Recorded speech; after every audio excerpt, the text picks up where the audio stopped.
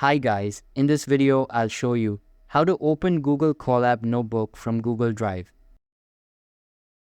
First, open any preferred browser on your personal computer and search for the phrase Google Colab. After that, open the second website that appears and the official Google Colab webpage will be displayed.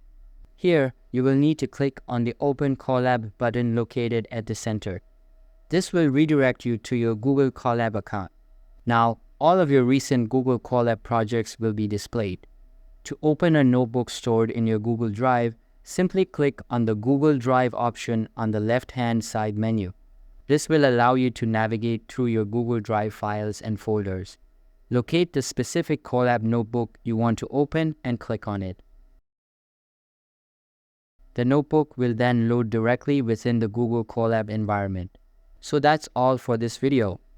If this video was helpful, don't forget to subscribe and hit the like button. Thanks.